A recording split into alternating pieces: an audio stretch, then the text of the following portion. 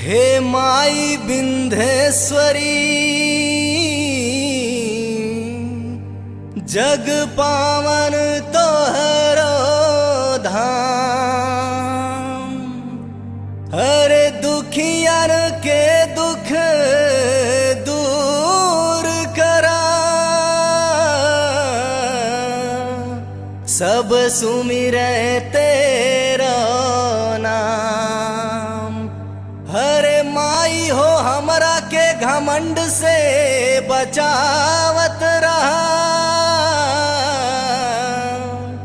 गावे के चाहिला माई हो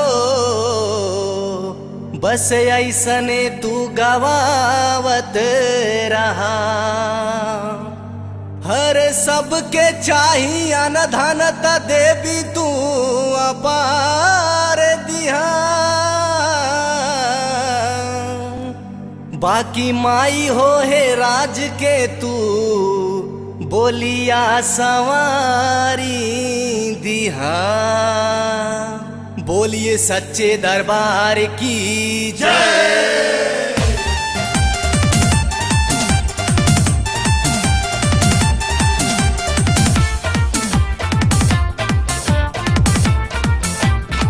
आइल है माई तोहरे द्वारे जयकारा लगावे। आइल है माई तोहरे द्वारे जयकारा लगावे।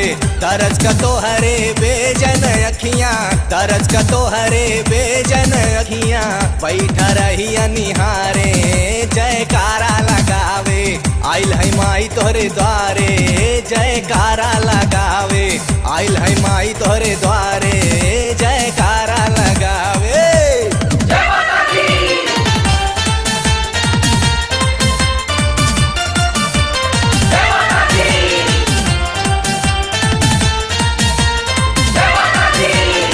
दर्शन का तोहरे केतना यादुर, दूनु नयना हमरे तू न अबू ता जान जाई माई दर पे तोहरे।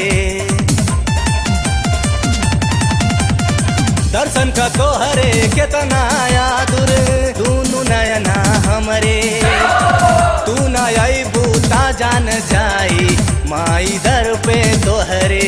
तोहे नरियल चढ़ाई लाली चुनरी चढ़ाई गले मोतियन के हारे जयकारा लगावे। आइल है माई तोहरे द्वारे जयकारा लगावे।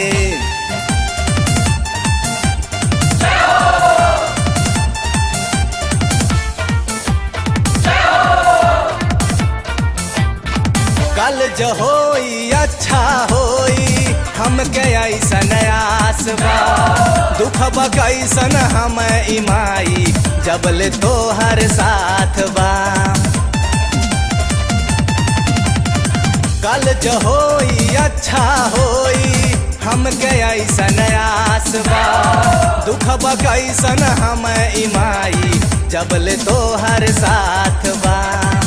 तोहे टीका लगाइब तोहे मन में बसाइब, 9 दिन करब उपवास जयकारा लगावे।